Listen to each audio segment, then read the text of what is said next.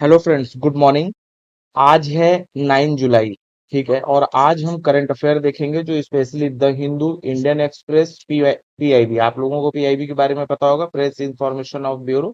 यानी कि जो इंडियन गवर्नमेंट जो भी काम करती है वो डिपार्टमेंट वाइज, यानी कि जो उनके मंत्रालय होते हैं, मिनिस्ट्री वाइज वो अपनी डेली के रिपोर्ट को जारी करते हैं काम को, है ना। तो ये सारी चीजें देखते हैं। जो सबसे इम्पोर्टेंट सिक्स जो न्यूज हमने कवर किया है उसमें क्या है, इंडिया और इंडोनेशिया, है ना, स्ट्रेटजिक पार्टनरशिप। इसमें डिफेंस, मैरीटाइम और पोर्ट डेवलपमेंट से रिलेटेड चीजों को देखेंगे। और इंडियन जो प्राइम मिनिस्टर हैं मिस्टर नरेंद्र मोदी, वो भी इंडोनेशिया के दौरे पे हैं।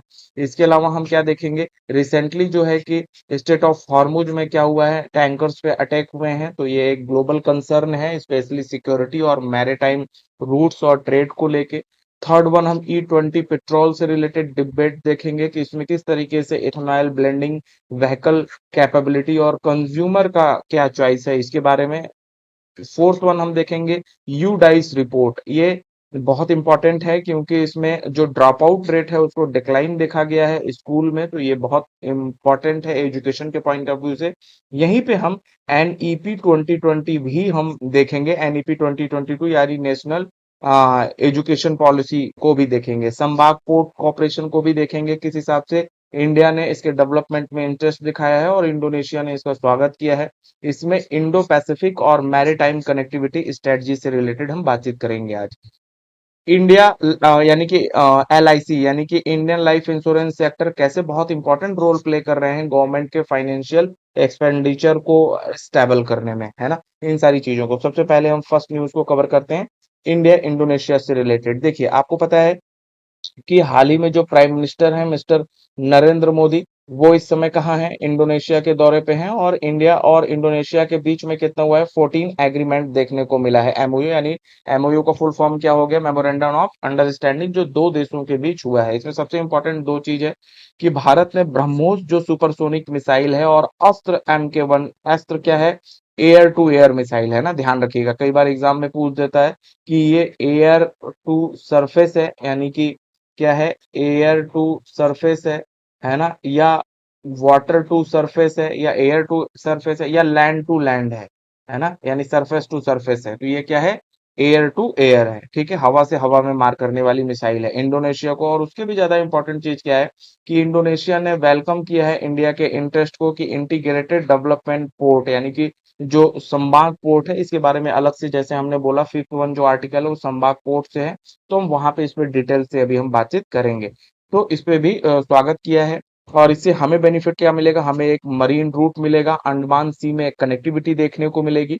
और इसके अलावा हमें जो एक नया सी रूट है वो भी, वहां पे भी हमें एक नया एक्सप्लोर देखने को मिलेगा। और सबसे इंपॉर्टेंट है, स्ट्रेटजिक पॉइंट ऑफ व्यू से बहुत ज्यादा इंपॉर्टेंट है, क्योंकि जो इंडोनेशिया का लोकेशन है या संभाग पोर्ट का लोकेशन है वो कहाँ पे है, वो हमारे अंडमान निकोबार के, यानी कि ये हमारा साउथ ईस्ट का बहुत इंपॉर्टेंट कंट्री है। अब थोड़ा सा बैकग्राउंड अगर हम देखें तो इंडिया इंडोनेशिया जो है कि ये नए नेबरिंग नहीं है।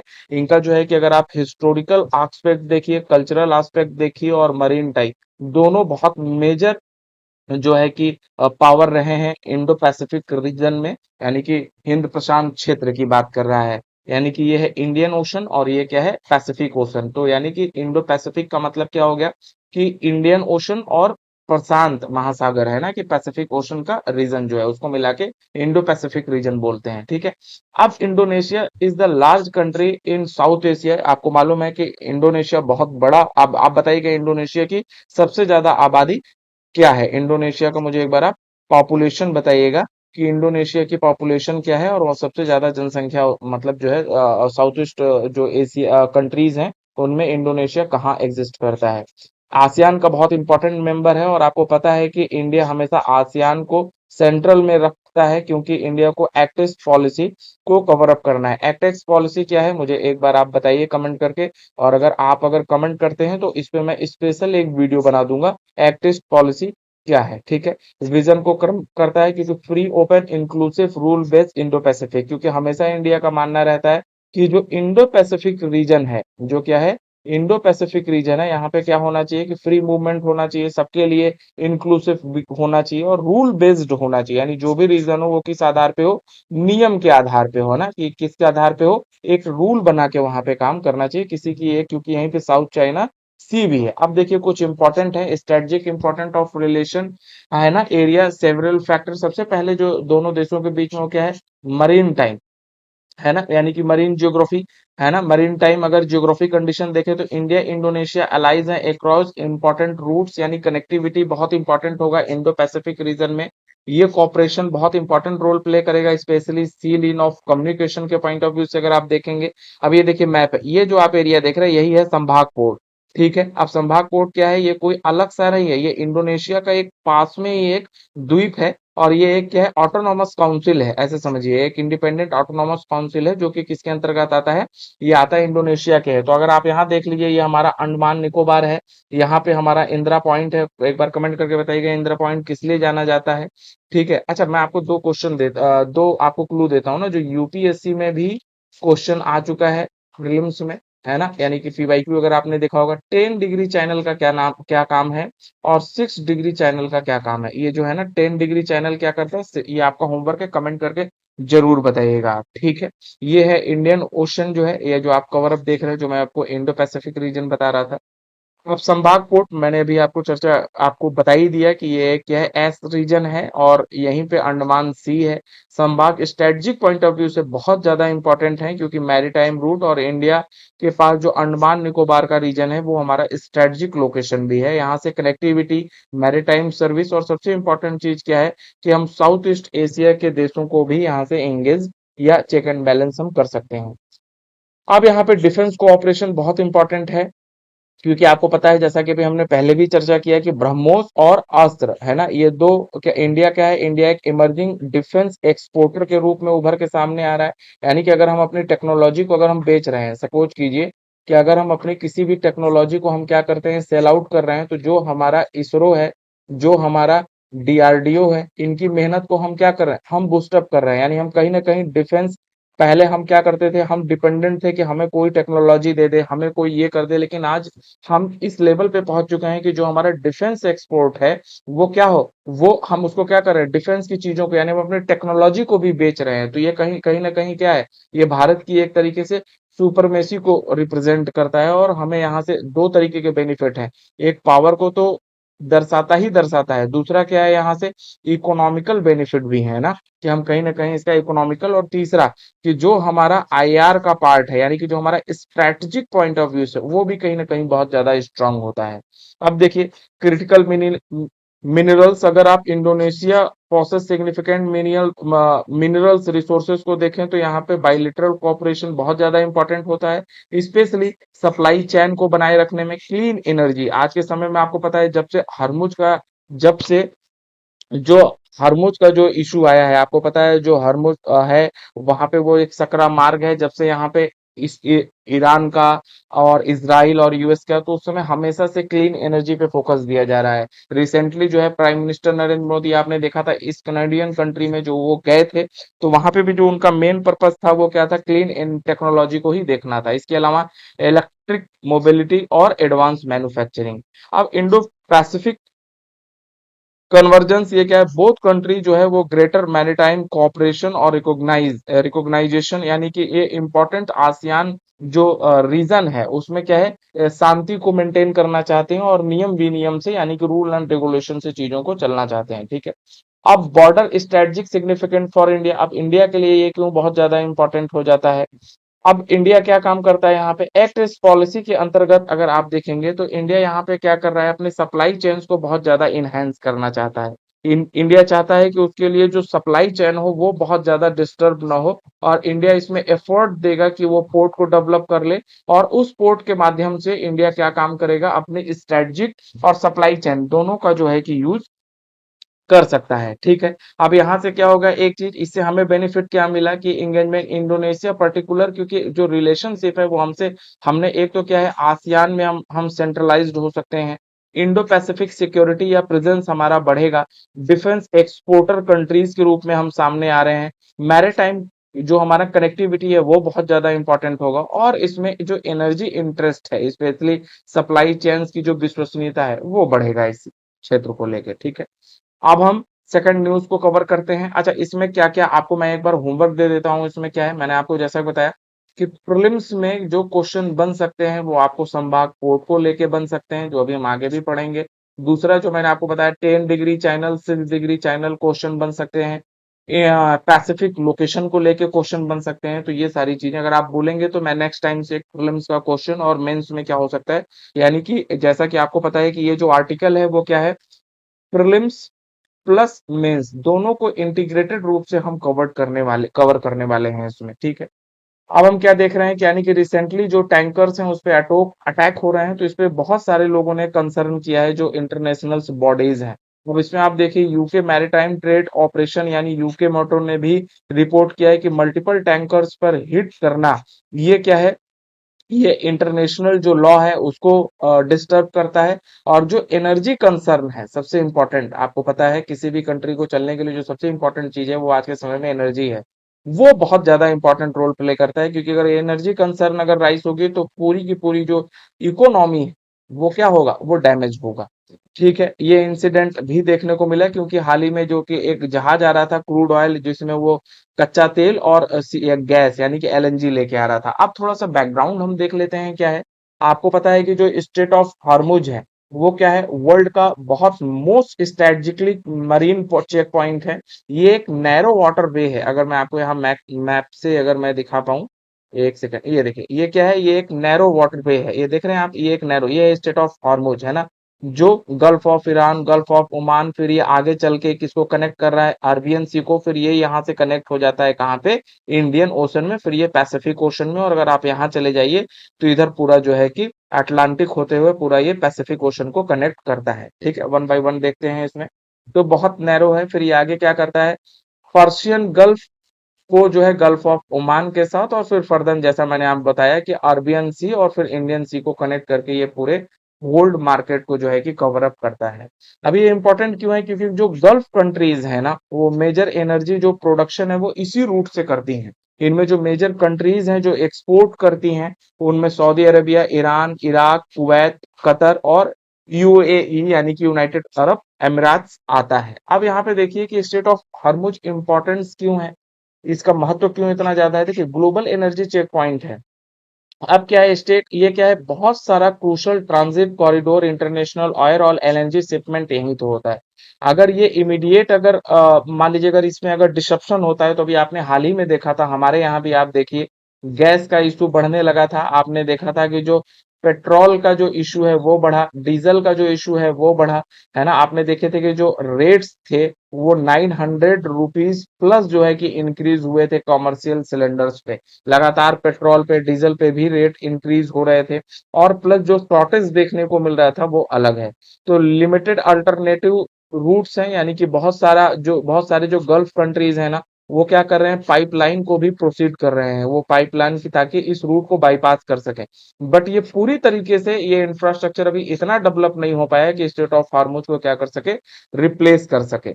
अब इसका इम्पैक्ट एशियन इकोनॉमी में देखने को मिलता है। जैसे स्पेशली अगर आप एशियन इकोनॉमी में अगर आप देखिए तो इसमें India, China, Japan, south Korea वो पूरी तरीके से डिपेंडेंट है ऑयल को क्या करने में, ये इंपोर्ट करते हैं। जैसे इंडिया अपने ऑयल का मतलब हम पूरी तरीके से जो है कि जीवाश्मी यानी कि जो बायोलॉजिकल जो कि रिसोर्सेज हैं, यानी जो ट्रेडिशनल रिसोर्सेज, वो हम पूरी तरीके से इंपोर्ट ही करते हैं, है ना। तो यहाँ पे क्या आ जाता है, इनसिक्योरिटी और इकोनॉमी अनस्टेबल हो सकती है। मैरीटाइम सिक्योरिटी रिस्क भी बहुत टाइम है, यानी कि अगर आप कॉमर्शियल व्हीकल्स पे अटैक करते हैं, स्पेशली जो टैंकर्स लेके आ रहे हैं, तो कहीं ना कहीं फ्री यानी कि नेविगेशन का जो फ्रीडम है, और प्रोटेक्शन ऑफ मर्चेंटाइन सिंथ है, और सिक्योरिटी मतलब कि ग्लोबल सिक्योरिटी जो है इस पे मैरीटाइम से रिलेटेड वो राइज होता है। अब क्या है इम्पैक्ट, क्या पड़ता है, अगर अगर इसी तरीके से मान लीजिए अगर ये पॉसिबिलिटी स्टेट ऑफ हॉर्मुज में अगर और भी चीजें इसी तरीके से डिस्ट्रप्शंस बना रहा, जैसे कि आपको अभी हाल ही में रिसेंटली पता है कि यूएस ने क्या किया, यूएस ने अभी कल ही क्या बोला कि हम जो सीज फायर का जो अभी हमारी मतलब यूएस और ईरान के बीच में जो एग्रीमेंट हुआ था, वो उन्होंने बोला कि नहीं अभी हम इसको जो है कि शट डाउन करेंगे, हम अब नहीं मानेंगे इस चीज को। तो अब इससे क्या है कि डिस्ट्रप्शन बढ़ने से क्या हो सकता है, हायर क्रूड प्राइस इंक्रीज हो सकता है, ग्लोबल प्राइस बढ़ेगा, इंडियन मार्केट में भी इंपोर्ट बिल बढ़ेगा, इन्फ्लेशन बढ़ सकता है इससे। जब आपके पास जब ट्रांसपोर्टेशन महंगा होगा तो लॉजिस्टिक, क्योंकि आपको पता है एक चीज, जैसे सपोज करिए कोई गुड्स अभी आपको 5 रुपए में मिल रहा है, और अगर इसको माल ले जाने में ये अगर 6 रुपए लगाता है, तो ये जो माल ढोने वाला व्यक्ति है, यानी कि जो यहाँ से ट्रांसपोर्ट कर रहा है, जो यहाँ के इसको कैरी आउट करके ले जा रहा है, तो वो अगर चार्जेस बढ़ाएगा, जाहिर सी बात है अब उसके लिए क्या है, पेट्रोल डीजल महंगा होगा तो वो चार्ज बढ़ेगा, तो ये यहाँ पे भी महंगाई आपको बढ़ने बढ़ने को दिखेगी। करंट अकाउंट डिफिसिट होगा कि आपको पता है बहुत सारा जो इम्पोर्ट बिल है वो सारा डॉलर में ही पे होता है, और भारत सरकार बहुत सी चीजों पे क्या देती है, सब्सिडी देती है। उसके अलावा जो रुपए का है उस पे प्रेशर बने बढ़ेगा, क्योंकि आपको पता है कि अभी हाल ही में आपने देखा था कि जो डॉलर है वो कितना हो गया था, 95 प्लस हो चुका था। $1 की कीमत कितनी हो गई थी, 95 से ज्यादा। तो वो देखने को मिलेगा, फिस्कल बर्डन बहुत ज्यादा देखने को मिलेगा, हायर शिपमेंट कॉस्ट होगा। अब हायर शिपमेंट कॉस्ट क्यों, फ्रेट, जाहिर सी बात है कि जैसे जैसे इंक्रीज बढ़ेगा, मैरीटाइम इंश्योरेंस, जैसे सपोज करिए कि अभी कोई यहाँ से एक जहाज है वो यहाँ पे पहुंचाने के लिए 50 रुपए ले रही है, फॉर एग्जाम्पल 50 रुपीज। अब अगर इसका अगर पहले क्या होता था, इंश्योरेंस है, तो अब कंपनियां इंश्योरेंस कराती हैं, यानी कि जो ट्रेवल, आप एक तरीके से समझिए कि समझिए, जो ट्रेवल्स एजेंसी है, मान लीजिए किसी ट्रेवल वाले का है, तो अब जब वो इंश्योरेंस करा रहा है तो वो 20 रुपए तो इंश्योरेंस का ही दे दे रहा है, तो वो किसमें कॉस्ट में ही तो ऐड करेगा ना, तो वो उसका 70 रुपए हो गया, तो ये चार्ज बढ़ेगा। और सप्लाई चेन डिस्टर्ब होगा, जैसा कि आपने देखा था कि इसमें जो एनर्जी इंटेंसिव इंडस्ट्रीज हैं, फर्टिलाइजर है, पेट्रोकेमिकल है, ट्रांसपोर्टेशन है, ये सब कुछ फेस करेंगे डायरेक्ट इनडायरेक्ट रूप से, चाहे होटल हो या मैनेजमेंट हो, ठीक है। अब अगर आप जियोपॉलिटिकल डायमेंशन के पॉइंट ऑफ व्यू से देखेंगे तो स्टेट ऑफ हॉर्मुज जो है कि वो बहुत इंपॉर्टेंट रूट जो है कि रोल प्ले करता है और मैरीटाइम सिक्योरिटी के पॉइंट ऑफ व्यू से। लेकिन एक चीज जो बहुत इंपॉर्टेंट है, जो हुआ है इशू राइज, वो ये कि सभी लोगों के पास आए कि यानी कि नेविगेशन में हमेशा क्या है, यानी जो सी रूट है उसको क्या करना चाहिए, फ्री देना चाहिए। इंटरनेशनल मैरीटाइम जो लॉ है उसको इम्प्लीमेंट करना चाहिए। सिक्योरिटी यानी जो कॉमर्शियल शिप है एटलीस्ट उन पे अटैक नहीं करना चाहिए। रीजनल कॉन्फ्लिक्ट जो वेस्ट एशिया में चल रहा है उसको बहुत ध्यान से समझने की और जानने की कोशिश करनी चाहिए कि इसमें कैसे क्या है, और उसी के अकॉर्डिंग अगर इंडियन पॉइंट ऑफ व्यू से अगर देखा जाए तो यहाँ पे जो है कि इसको बहुत इंपॉर्टेंट देना चाहिए, और हमें मल्टीपल, अभी हम आगे भी इसमें चर्चा करेंगे। और रोल ऑफ नवर पावर है ना, कि प्रोटेक्शन ग्लोबल एनर्जी चैन कैसे हो, इवन क्लॉज के अंतर अंतर जो हमने इसमें अभी हम देखेंगे। अब देखिए, अब अगर स्ट्रेटजिक लेसन्स इंडिया ने इससे क्या सीखा, इंडिया का सबसे इंपॉर्टेंट चीज क्या है कि जो हमने अभी एनर्जी क्राइसिस देखा, उस एनर्जी क्राइसिस में हमें सीखने को जो मिला वो क्या मिला, सबसे इंपॉर्टेंट कि लॉन्ग टर्म पॉलिसी बनाने की जरूरत है शॉर्ट टर्म के साथ साथ। सबसे पहले हमें क्रूड ऑयल का जो सप्लाई है उसको डाइवर्सिफाई करना चाहिए, जिन सोर्सेज से हम क्रूड ऑयल लेते हैं। उसके अलावा क्या है, हमें अपना जो स्ट्रेटजिक पेट्रोलियम रिजर्व है, एक क्वेश्चन यहाँ फिर आपके लिए राइज होता है कि बताइएगा कि इंडिया का जो पेट्रोलियम जो रिजर्व है वो कितने दिन का होता है, ठीक है। 30 डेज, 40 डेज, 50 डेज, 60 डेज, आपके पास ऑप्शन है, कमेंट करके बताइएगा, ठीक है।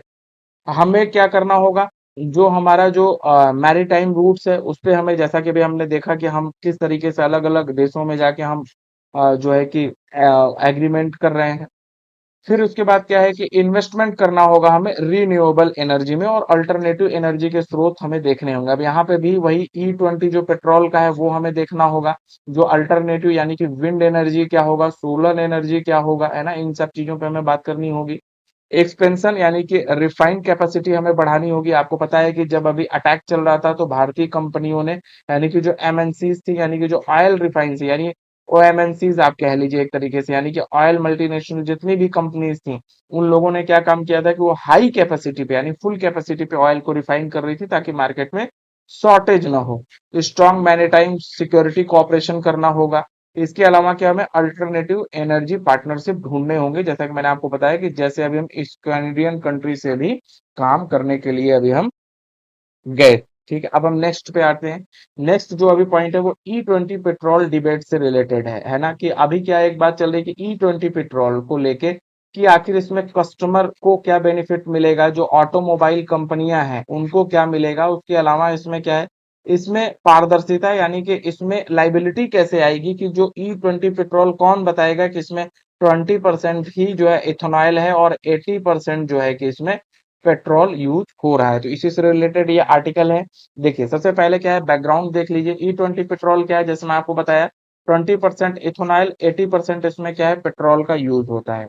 अब ये जो E20, अब जैसे अब इसमें ये हमें देखना है कि ये बनता कैसे है, सबसे इंपॉर्टेंट रोल क्या प्ले करता है इसमें। देखिए अब इंडिया क्या है इसको प्रमोट कर रहा है, जैसा कि अभी हमने देखा कि किस हिसाब से आप देख रहे हैं जो इंटरनेशनल इश्यूज है ना, जितने भी वो सारे इंटरनेशनल इश्यूज की वजह से इस पे क्या पड़ रहा है, इंडिया पे प्रभाव पड़ता है। तो अब हमें क्या करना होगा, क्लीन अल्टरनेटिव फ्यूल पे भी फोकस करना होगा, ताकि हम जो फॉसिल्स फ्यूल है उनको हम क्या कर सके, इंपोर्ट करने से बचें। इससे हमारा डॉलर भी बचेगा।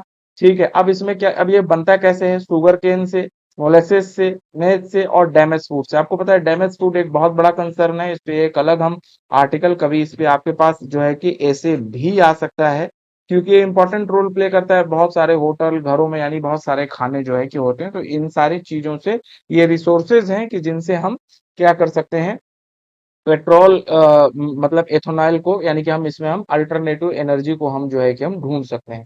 अब इंडिया इसको प्रमोट क्यों कर रहा है, ये बहुत इंपॉर्टेंट है ना कि इंडिया इसको प्रमोट क्यों कर रहा है। सबसे पहले क्या है, हम कच्चा तेल यानी कि जो रिड्यूस यानी इंपोर्ट है ना, वो हम डिपेंडेंसी अपनी कम करना चाहते हैं। इसके अलावा क्या है, फॉरेन, आपको पता है कोई भी चीज अगर हम इंपोर्ट करते हैं तो उसका जो पेमेंट है वो डॉलर में होता है। तो हम फॉरेन जो एक्सचेंज है हमारा, यानी कि जो फॉरेन रिजर्व है वो हमारा बढ़ेगा। उसके अलावा जो फार्मर है और रूरल इकोनॉमी है, महात्मा गांधी ने एक चीज क्या कहा था आपको पता है, गांधी जी ने जो एक चीज कहा था कि अगर आपको इंडिया को सस्टेन करना है तो आपको रूरल इकोनॉमी को डेवलपमेंट करना होगा। यानी कि जो आज आप डीपीएसपी देखते हो ना, यानी कि डीपीएसपी देखते हो, वो किसकी देन है, महात्मा गांधी ने हमेशा कहा था डीपीएसपी का होना बहुत जरूरी है। सर्वोदय की उन्होंने बात की थी। उन्होंने किस चीज की बात की थी, सर्वोदय, यानी कि जब तक सबका उदय नहीं हो सकता। तो यहाँ पे रूरल इकोनॉमी बहुत ज्यादा बढ़ेगा, फार्मर्स को यहाँ बहुत ज्यादा सपोर्ट होगा, एनवायरमेंट बेनिफिट होगा कि भारत यहाँ पे लो कार्बन जो है कि जनरेट करेगा। तो वैसे भी भारत, आप बताइएगा कि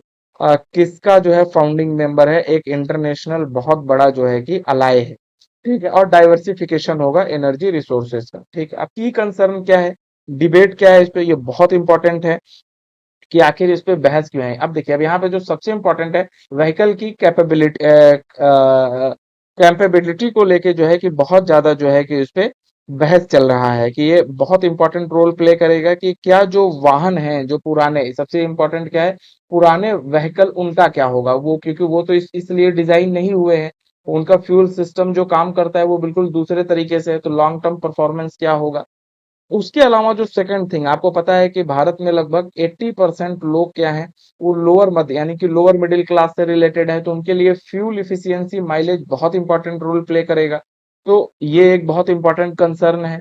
और कंज्यूमर का क्या चॉइस होगा, इसमें बहुत इंपॉर्टेंट रोल क्या है कि जो कस्टमर है उसके पास क्या चॉइस होगा, कि क्या वो इथेनॉल यानी कि जो फ्यूल का टाइप है, यानी कि जो बेच रहे हैं प्रकार, वो कैसे पता करे इथेनॉल का परसेंटेज, व्हीकल की कंपेबिलिटी यानी कि वाहन उसके अनुकूल है या नहीं, ले पाएगा कि नहीं, किस, ऐसा नहीं हो कि जो गाड़ी या व्हीकल यूज हो रहा हो वो उसके लिए नहीं हो और फिर उसको प्रॉब्लम फेस करना पड़े, और माइलेज पे इसका क्या इम्पैक्ट पड़ेगा। ये कई सारे जो है कि कंसर्न और डिबेट के मुद्दे हैं। और वही जो मैंने आपको अभी, फूड कंसर्न एक बहुत इंपॉर्टेंट रोल प्ले कर रहा है। फूड सिक्योरिटी क्यों है ये मैं आपको बताता हूँ। देखिए अब मान लीजिए अगर ये एक तरीके से क्या है कि ये कॉमर्शियल क्रॉप हो गई है ना, गन्ना क्या हो गया, शुगर केन क्या हो गया, ये कॉमर्शियल क्रॉप हो गया। अब बहुत सारे लोगों को लगेगा कि अब हम राइस यानी कि अब हम चावल या अगर हम व्हीट की बात करें, ये हम क्यों हम बोएं, या ये हम इसको हम इसका हम एग्रीकल्चर क्यों करें, हमें क्या करना चाहिए, हमें इसी की खेती करनी चाहिए, इससे नगद पैसा मिलेगा। तो कहीं ना कहीं फूड क्राइसिस देखने को मिलेगा आने वाले समय में। इसमें लैंड यूज होगा बहुत ज्यादा, जब क्योंकि बहुत सारे लोग ज्यादा से ज्यादा, कई बार आप देखेंगे अब इसका कॉमर्शियलाइजेशन हो जाएगा। वाटर कंजम्पशन बहुत ज्यादा होगा, क्योंकि गन्ने की खेती के लिए क्या चाहिए होता है, वाटर बहुत ज्यादा चाहिए होता है। क्रॉप डाइवर्सिफिकेशन कम होगा। क्रॉप डाइवर्सिफिकेशन क्या है, जरा इस चीज को ध्यान से समझिए। आपको पता है कि जो एग्रीकल्चरिस्ट है उनका क्या मानना है कि कोई भी जो लैंड है वो ग्रो यानी कि वो फर्टाइल तभी होती है जब उसपे हर 2 साल 3 साल पे क्या हो, क्रॉप को डाइवर्सिफाइड किया जाए, यानी क्रॉप पैटर्न को चेंज किया जाए। लेकिन जब अगर कॉमर्शियल अगर चीजें यूज होंगी, कि अगर किसी को लगेगा कि नहीं मुझे बस केवल कॉमर्शियल चीजों के लिए अगर कोई चीज यूज किया है, मुझे E20 पेट्रोल के लिए या इथेनॉल के लिए ही केवल काम करना है, तो क्रॉप डाइवर्सिफिकेशन, इससे क्या होगा, लैंड का फर्टिलिटी कम होता जाएगा। और लास्ट में एग्रीकल्चर जो है वो सस्टेनेबिलिटी पे क्या हो जाएगा, क्वेश्चन मार्क देखने को उठेगा। तो ये कुछ मेजर इश्यूज हैं जिसपे गवर्नमेंट को ध्यान देना चाहिए। ठीक है, ये कुछ बहुत इंपॉर्टेंट हो गया। अब अगर आप यहाँ पे अगर आप एक तरीके से व्यापक अगर यानी कि बॉर्ड अगर आप ब्रॉडरी अगर आप पॉलिसी सिग्निफिकेंस अगर आप देखेंगे, इसका अगर नीतिगत प्रभाव अगर आप देखेंगे, तो G20 डिबेट से जो बहुत इंपॉर्टेंट चीज निकल के आता है, एक बात ठीक है कि हमको इन्वायरमेंटल इफेक्ट मिलेगा। अभी हम क्या करेंगे, बहुत सारी चीजों पे यानी कि हमारा जो इम्पोर्ट्स है, जो हम इंपोर्ट कर रहे हैं उस पे हमारी जो है कि डिपेंडेंसी कम होगी। लेकिन फिर भी जो क्वेश्चन राइज होते हैं वो है यानी कि कंज्यूमर प्रोटेक्शन कैसे होगा, यानी उपभोक्ता का संरक्षण कैसे होगा। टेक्नोलॉजी यानी कि तकनीकी तैयारी क्या है, इस पे ये बताना होगा सरकार को। ट्रांसपेरेंटी लेबलिंग वही चीज है कि कहाँ पे 20% है, ये पता कैसे चलेगा कि 20% ही एथोनाइल की ब्लेंडिंग हुई है या नहीं हुई है।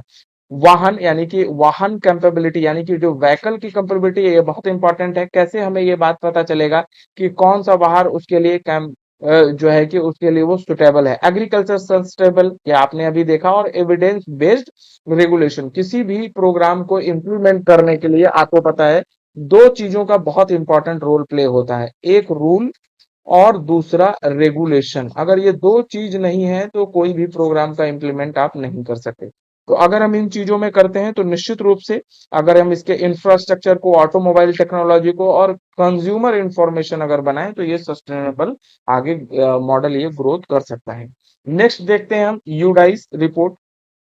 यूडाइस रिपोर्ट बहुत इंपॉर्टेंट है आपके एजुकेशन के पॉइंट ऑफ व्यू से, क्योंकि आपको पता है कि किसी भी कंट्री में, चाहे वो कोई भी कंट्री हो, कंट्री का जो प्राइमरी जो एसेट्स होता है ना, वो कौन है, वहां के बच्चे हैं। वहां का कौन है, वहां का वो चाइल्ड है। वही आगे चल के वो क्या है, सबसे बड़ा रिसोर्स बनेगा। वो रिसोर्स देश को आगे ले जाएगा, पीछे ले जाएगा, बहुत कुछ डिपेंड करता है। तो यू डाइस क्या है, जरा सबसे पहले ये देख लीजिए।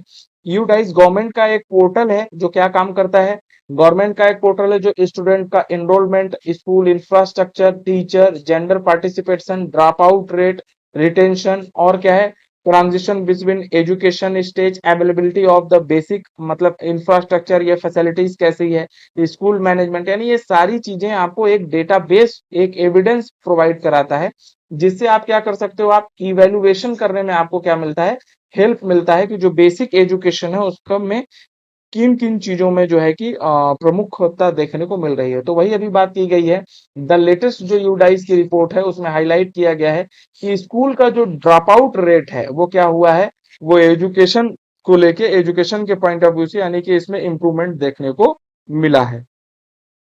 अब देखिए वाई ड्राइव, अब ड्रॉप आउट रेट क्यों बहुत ज्यादा इंपॉर्टेंट है कि ड्रॉप आउट रेट, देखिए कई बार क्या होता है कि स्कूल में ड्रॉप आउट, अब ड्रॉप आउट क्या है पहले ये समझिए कि कोई एक निश्चित एक फिक्स एरिया की, जैसे सपोज करिए कोई बच्चा है जो 5 साल का है, वो अगले 14 सालों में या अगले 16 सालों में वो क्लास 10th या 12th तक पढ़ेगा। लेकिन जो उसको टारगेट या जो चीज दिया गया था, या 5 तक पढ़ेगा मान लीजिए, अगले अगले 8 to 10 ईयर में। ठीक है, तो अगर वो 10 ईयर तक, 5 तक पढ़ेगा, तो कहीं वो क्लास 2 में या क्लास 3 से ही तो बाहर नहीं चला गया, क्लास 2 में आया और 6 मंथ नहीं चला गया, तो ड्रॉप आउट रेट, तो ड्रॉप आउट रेट कई बार क्या होता है, बहुत सारी उसके पीछे रीजंस होते हैं। तो उसी रीजंस की बात करेंगे, कई बार गरीबी होता है, कई बार क्या बच्चे ऐसा तो नहीं चाइल्ड लेबर का शिकार हो रहे हैं, अर्ली मैरिज, कई बार जैसे आप बाल विवाह देखते हैं, है ना, माइग्रेशन, कई के पेरेंट होते हैं तो काम के सिलसिले में बाहर जाना, जेंडर डिस्क्रिमिनेशन बहुत इंपॉर्टेंट है। कहीं ऐसा तो नहीं कि जेंडर डिस्क्रिमिनेशन हो रहा है कि मेल कैंडिडेट को एंट्री मिल रहा है, फीमेल कैंडिडेट को घर से ही, है ना, कई बार क्या होता है घर से ही कि हाँ भाई ये पढ़ लिख के क्या करेगी। पुअर इंफ्रास्ट्रक्चर, यानी कि ऐसा तो नहीं कि जो स्कूल का जो इंफ्रास्ट्रक्चर है वो क्या हो, बिल्कुल ही, यानी कि पुअर स्कूल इंफ्रास्ट्रक्चर वो बिल्कुल ही बुरा हो, बच्चे न जाना चाहते हो। लैक ऑफ ट्रांसपोर्टेशन, या स्कूल कहीं ऐसी जगह हो जहां पास में नदी हो या कोई ऐसा जंगल का एरिया हो कि जहां पे सिक्योरिटी कंसर्न हो या ट्रांसपोर्ट कंसर्न हो, वो, या स्कूल कहीं दूर एरिया में, रिमोट एरिया में है। सोशल एक्सक्लूजन, ये बहुत इंपॉर्टेंट है, जो सोशल एक्सक्लूजन है कि यहाँ पे कहीं ऐसा तो नहीं कि जो विद्यार्थी हैं, है ना, जो बच्चे हैं, वो क्या है, उनका जो है कि सामाजिक तौर पे कई बार, जैसे आपको पता है एससी हैं, एसटी हैं, या और भी, तो वो है। लर्निंग डिफिकल्टीज तो नहीं आ रहा है, कई बार सीखने में कठिनाई होती है, डिजिटल डिविजन, ये कुछ ऐसे कारण हैं जो इससे दर्शाते हैं। लेकिन अगर ड्रॉप आउट रेट में अगर आपको अगर कमी देखने को मिल रहा है, तो ये एक पॉजिटिव साइन है कि मतलब बच्चों की अवेलेबिलिटी स्कूल तक क्या हो रही है, वो एक्सेस कर पा रहे हैं। ठीक है। अब इसका अगर आप ड्रॉप आउट दर में गिरावट का अगर आप महत्व को अगर आप समझें, अगर इसकी आप अगर आप इसके अगर आप इम्पोर्टेंस को समझें, तो यह दर्शाता है कि बच्चे क्या हैं, कि बच्चे क्या कर रहे हैं, जो एजुकेशन, जो फॉर्मल एजुकेशन सिस्टम है उसको वो क्या बना रहे हैं, स्टेबल बने हुए हैं, उसमें वो क्या कर रहे हैं, स्टेबिलिटी दे रहे हैं।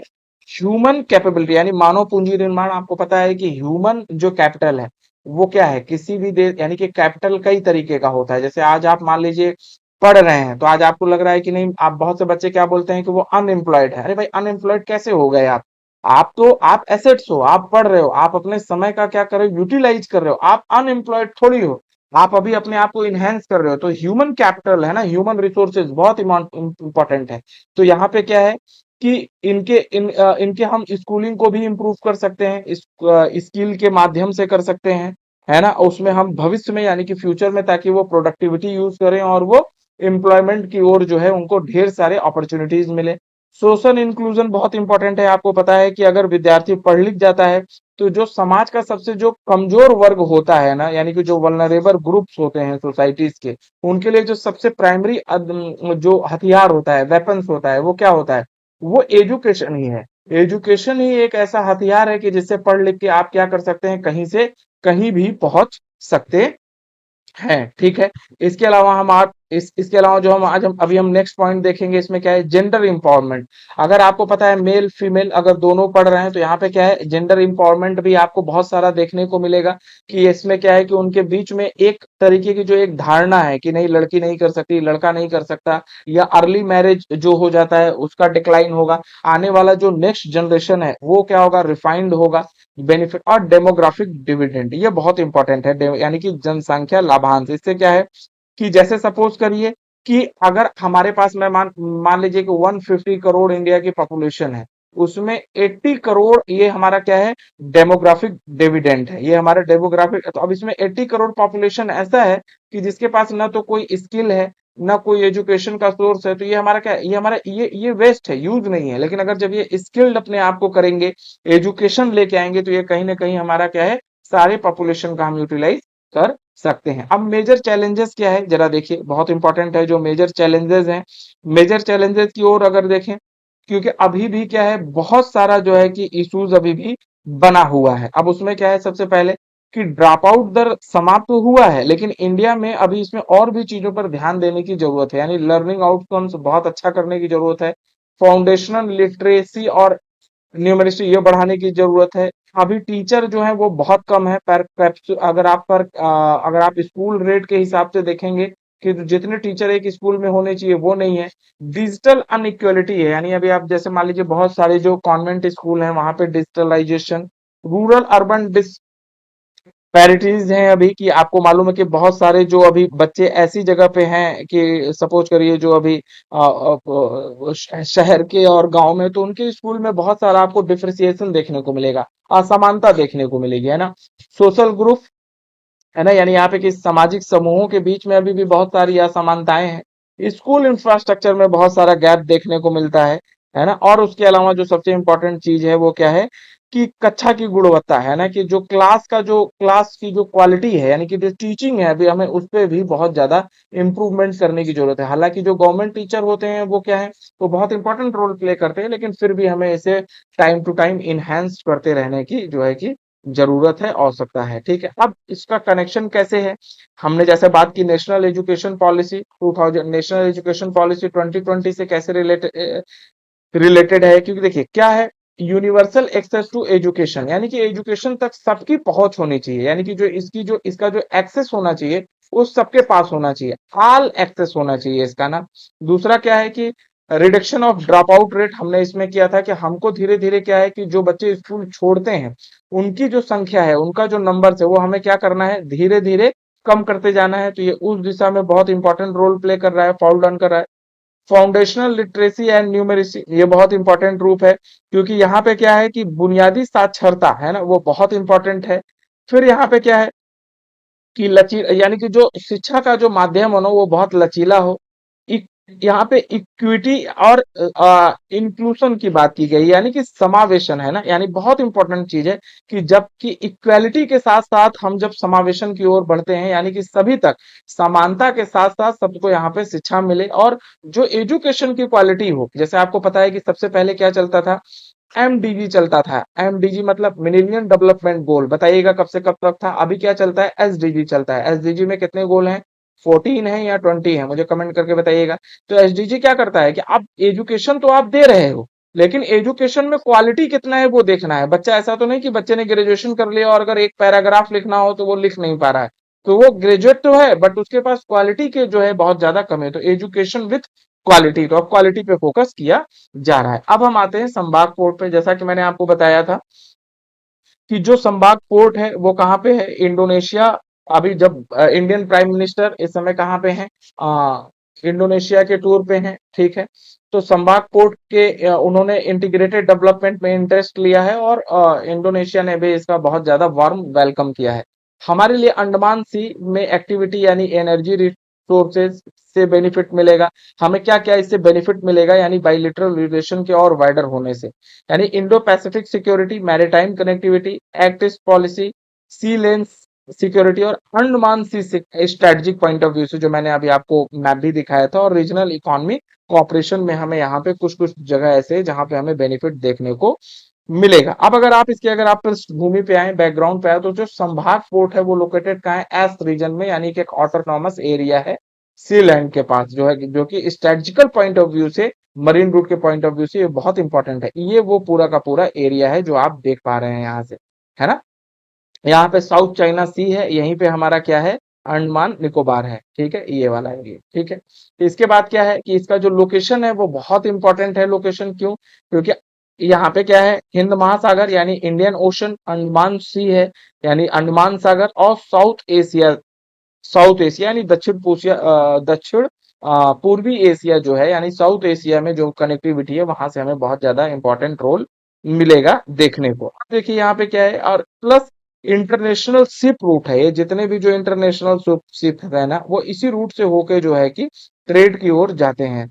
अब यहाँ पे क्या है, अंडमान निकोबार जो ऑक्यूपाई स्ट्रेटजी है, यानी कि जो हमारा अंडमान है ना, यहाँ पे जो हमारा अंडमान निकोबार है वो यहाँ पे इंडोनेशिया के साथ मजबूत जो है कि हम जो है जियो पॉलिटिक्स आप इसको कह लीजिए, आईआर के लिए बहुत इंपॉर्टेंट रोल प्ले करेगा। हमें यहाँ पे सिक्योरिटी और चेक एंड बैलेंस करने में बहुत इंपॉर्टेंट रोल प्ले करना पड़ेगा। अब देखिए ये बंदरगाह स्ट्रेटेजिक रूप से क्यों बहुत ज्यादा इंपॉर्टेंट है, यानी ये जो पोर्ट है, ये पोर्ट क्यों इंपॉर्टेंट है। पहले बात, प्रॉक्सिमिटी मेजर सी रूट है यहाँ पे, यानी कि सबसे इंपॉर्टेंट क्या है कि ये जो जितने भी समुद्र मार्ग हैं ये उसके बिल्कुल क्या है, नजदीक है, ये पास में है, ठीक है।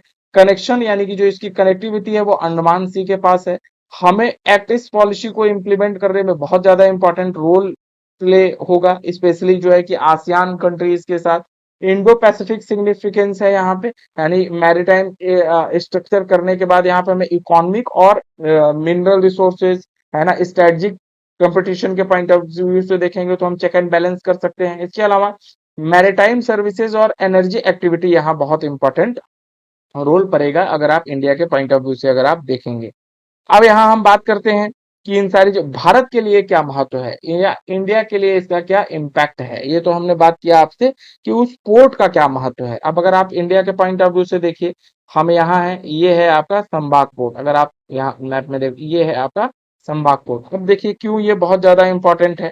संभाग दक्षिण पूर्वी यानी कि भारत को जो है क्या करेगा, वो ग्रो करेगा। संभाग पोर्ट क्या करेगा, भारत को साउथ ईस्ट एशिया के जो मरीन पार्टनर्स हैं उनको इंक्लूड करेगा, कनेक्टिविटी बढ़ाएगा, स्पेशली हमें ट्रेड, लॉजिस्टिक और मैरीटाइम सर्विसेज में बहुत बेनिफिट मिलेगा। सी लेन सिक्योरिटी, ये बहुत ज्यादा इंपॉर्टेंट रोल प्ले करता है आज के समय में। सी लेन सिक्योरिटी के पॉइंट ऑफ व्यू से अगर आप देखेंगे तो कॉम्प्लीमेंटिंग यानी अंडमान और निकोबार की जो स्ट्रेटजी है वो हमें बहुत ज्यादा इंपॉर्टेंट रोल प्ले करेगा, यानी कि जो इंडोनेशियाई, यानी कि हमें यहाँ पे क्या है, एक तरीके से हमें यहाँ पे एक रणनीतिक महत्व मिलेगा, स्ट्रेटेजिक बेनिफिट मिलेगा। अब यहाँ पे क्या है, एशियन इंगेजमेंट, ये बहुत इंपॉर्टेंट रोल है। आप देखिए कि अगर यहाँ रहते हैं जो भी आसियान देशों के साथ हमें अपने रिलेशन को और बाइलेटरल रिलेशन या हम ट्राइलेटरल रिलेशन को हमें बिल्ड करने में यहाँ से हेल्प मिलेगा, हम आसियान कंट्रीज के साथ इंगेज रह सकते हैं। ठीक है। अब इसके अलावा अब हम आगे बात करें अगर यहाँ पे, तो ब्रॉडर जियो पॉलिटिक्स कॉन्टेक्स्ट फिर वही चीज है। Act east policy, ASEAN centralist, यानी कि इंडिया को क्या क्या इंटरेस्ट है ना, कि एक्ट ईस्ट पॉलिसी इंप्लीमेंट करना। आसियान जो सेंट्रलिटी यानी आसियान कंट्रीज के साथ हम जो केंद्रीयता बढ़ा पाएंगे। उसके अलावा इंडो पैसिफिक ओशियन इनिशिएटिव है ना, महासागर यानी कि हिंद और प्रशांत महासागर जो इनिशिएटिव वो पहल कर सकते हैं। इसमें फिर क्या है, इसके अलावा समुद्र क्षेत्र की जागरूकता बहुत इंपॉर्टेंट है। Maritime domain awareness, rule based maritime order, यानी इसका मतलब क्या है कि नियम आधारित, यानी कि जो भी सी रूट हो ना वो कैसा चले, फिर मैंने बोला कि रूल एंड रेगुलेशन से चले। किससे चले, रूल प्लस रेगुलेशन से चले। इसके अलावा क्या है यहाँ पे कि जो फ्रीडम ने यानी कि जो नेविगेशन यानी जो आवाजाही है, यानी कि नौवहन जो है ना, जिसको हम बोलते हैं ना समुद्री परिचालन, वो क्या हो, इंडिपेंडेंट हो, स्वतंत्र हो। और एक लचीला आपूर्ति चैन श्रृंखला जो है कि हो, यानी कि जो आपूर्ति श्रृंखला हो वो बहुत क्या हो, रिलायबल हो, है ना। तो ये सारी चीजें देख के हमें यहाँ से बहुत ज्यादा बेनिफिट मिलेगा। अब हम अभी आज हम लास्ट आर्टिकल पे आते हैं कि जो लाइफ इंश्योरेंस है, यानी कि जितना भी आप मान लीजिए इंश्योरेंस सेक्टर है वो बहुत इंपॉर्टेंट रोल प्ले करते हैं। इंश्योरेंस सेक्टर बहुत इंपॉर्टेंट रोल प्ले करते हैं, क्योंकि आपको पता है कि इन बहुत सारे इंडिया, मैंने आपको पहले बताया कि 80% लोग क्या है, लोअर मिडिल क्लास से हैं, तो छोटी छोटी सेविंग्स निकाल के अपने फ्यूचर पर्सपेक्टिव से वो कोई ना कोई इंश्योरेंस में इन्वॉल्व करते हैं। इंश्योरेंस कंपनियां बहुत ज्यादा इंपॉर्टेंट रोल वहां प्ले करती हैं इंडियन गवर्नमेंट्स के साथ। वो जो बॉन्ड्स वगैरह जो है कि उसमें यानी कि जो सिक्योरिटी बॉन्ड्स हैं उसमें वो इन्वेस्ट करती हैं, और गवर्नमेंट को कुछ समय के लिए पैसे को उधार पे देती हैं, जो कि रेगुलेट करता है इरिडाई और आरबीआई के थ्रू। अभी इनके बारे में भी अभी हम वन बाय वन करके अभी हम देखेंगे। ये इंपॉर्टेंट आर्टिकल है द हिंदू का, ठीक है। अब इसमें क्या है, अगर आप इसके अगर बैकग्राउंड पे अगर देखें, मैं इसको आपको बस ऐसे समझाता हूं कि देखिए कि जो कई बार क्या होता है गवर्नमेंट्स को, क्या होता है ना कि गवर्नमेंट को कई बार क्या होता है तत्काल तौर पे यानी इमरजेंसी तौर पे कुछ कुछ उसको पैसा चाहिए होता है, तो गवर्नमेंट क्या करती है, कुछ उसके पास मेजर इंस्ट्रूमेंट्स होते हैं, प्रमुख साधन की, जैसे ट्रेजरी बिल हो गया, है ना, और क्या हो गया, डेटा गवर्नमेंट सिक्योरिटी हो गया, बॉन्ड्स हो गया, और इसके अलावा और भी जो है सॉवरेन डेबिट इंश्योरेंस हैं, जो वो करके पैसे को जो क्या करती है वो जनरेट करती है। कि ये सब जैसे ट्रेजरी बिल बॉन्ड है, इसको जारी करती है कि कोई इसको जैसे सपोज करिए दे दिया कि ये 10 रुपए का है, कोई ले लो, तो सरकार इसके प्रति क्या करती है कि ये जारी आरबीआई ही करेगा सारा चीज, लेकिन इसमें सरकार कहती है कि तुम ये चीज ले लो, अगर नहीं होने से मैं तुमको पैसा दूंगा 10 रुपए, ठीक है। तो लाइफ इंश्योरेंस कंपनियां जो है, जितनी भी जो लाइफ इंश्योरेंस कंपनियां हैं वो दीर्घकालिक निवेश करती हैं इसमें, यानी लॉन्ग टर्म इन्वेस्टर होती हैं, क्योंकि उनको पता है कि लंबे समय तक प्रीमियम वो एकत्र करती हैं, यानी कि कलेक्ट जो प्रीमियम करती हैं आपको पता है जो भी प्रीमियम होता है 7 साल, 10 साल, 30 साल ऐसे ही आप प्रीमियम कराते हैं। हैवी लॉन्ग ड्यूरेशन लाइबिलिटी होती है उनके तरफ उनके पास, तो वो इन सारी चीजों पर क्या है कि एक इन्वेस्टमेंट एसेट के तौर पे गवर्नमेंट सिक्योरिटी के लिए के पॉइंट ऑफ व्यू से भी देखेंगे तो बहुत इंपॉर्टेंट रोल प्ले करती हैं, ठीक है। अब देखिए यहाँ पे अगर हम why are life insurance important for sovereign, है ना, बोरिंग में अगर आप देखेंगे तो इसमें क्या है, स्टेबल डोमेस्टिक इन्वेस्टर बेस, इसमें क्या है, लाइफ इंश्योरेंस एक रिलायबल स्टोरेज सोर्स है स्पेशली गवर्नमेंट सिक्योरिटीज के लिए। लॉन्ग टर्म इन्वेस्टमेंट यहाँ बहुत ज्यादा इंपॉर्टेंट रोल प्ले करता है। रिड्यूस करता है ना, रिड्यूस्ड जो है कि डिपेंड्स ऑन द क्या, फॉरेन कैपिटल, कि अगर हमें अगर कोई चीज घर से ही मिल रही है, अपने यहाँ से ही मिल रही है, तो हमें फॉरेन यानी कि हमें फॉरेन पोर्टफोलियो या इन सब चीजों में निवेश या पैसे की जरूरत नहीं है वहां, या हम कभी वर्ल्ड बैंक, आईएमएफ, है ना, इमरजेंसी के तौर पे। फिजिकल स्टेबिलिटी, यानी कि गवर्नमेंट को कई समय बहुत ज्यादा जो है कि फिजिकल स्टेबिलिटी चाहिए होती है, तो वहां पे एनुअल जो है कि प्रोग्राम के तहत ये यहाँ पे, और फाइनेंशियल इंटरमीडिएशन का ये काम करता है, ठीक है। तो ये कुछ ऐसी चीजें हैं, वित्तीय यानी कि मध्यस्थता का काम कर देता है ये। अब देखिए अब ये बीमा प्रसार, अब ये बीमा क्यों जरूरी है, आखिर लोग क्यों यहाँ पे इतना बीमा कराते हैं। फैमिली प्रोटेक्शन बहुत ज्यादा जरूरी होता है, रिस्क कवर होता है, फाइनेंशियल सिक्योरिटी होती है, हेल्थ और लाइफ। आपको पता है जो चीज बहुत इंपॉर्टेंट है कि जीवन जीना है, तो जो अगर उसमें कोई भी आकस्मिक चीजें होती हैं जो आपको नहीं मालूम है, तो उस पे यहाँ पे क्या है, यहाँ पे ये सिक्योरिटी प्रोवाइड जो है कि ये कराती है, ठीक है। इसी से रिलेटेड ये आर्टिकल था।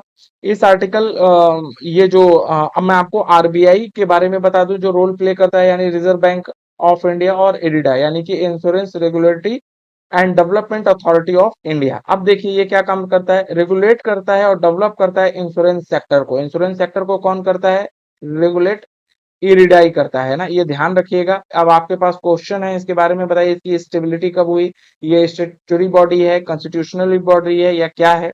ये क्या करता है कि जो पॉलिसी होल्डर है उनका जो प्रोटेक्शन है वो कैसे होगा वो डिसाइड करता है। इसके अलावा ये क्या काम करता है कि ओवरसीज इंश्योरेंस कंपनी और इन्वेस्टमेंट रिलेटेड जो है कि नॉर्म्स को भी ये बनाता है। आपको आरबीआई के बारे में पता है, आरबीआई कब बना मुझे एक बार बताइएगा, ठीक है, 19 कब बना, ठीक है। अभी आरबीआई के वर्तमान में जो इसके गवर्नर हैं वो कौन है, और इसके अलावा आरबीआई किस एक्ट के तहत काम करता है, ठीक है। ये मैनेज करता है बोरिंग्स ऑपरेशंस को जितने गवर्नमेंट के हैं, रेगुलेट करता है imports part of financial system को, कंडक्ट करता है मॉनेटरी पॉलिसी, आपको पता है मॉनेटरी पॉलिसी को कौन कंडक्ट करता है, आरबीआई करता है, और सपोर्ट करता है जो गवर्नमेंट की सिक्योरिटी मार्केट्स हैं उन सारी चीजों को, ठीक है। तो आज का आर्टिकल हमने ये देखा, आप इसमें इससे रिलेटेड आप किसी किसी चीजों पे जो है कि वर्क कीजिए, काम कीजिए। और अगर आपको करंट अफेयर से रिलेटेड कोई भी प्रॉब्लम आएगा तो एक बार आप बताइएगा, हम करंट अफेयर में और भी चीजों को इम्प्लीमेंट करने की कोशिश करेंगे कि इसको हम कैसे और ज्यादा आपके एग्जाम के प्रोस्पेक्टिव से हम अच्छा बना सकें, ठीक है। कल फिर मिलते हैं एक नए वीडियो के साथ, तब तक के लिए थैंक यू वेरी मच।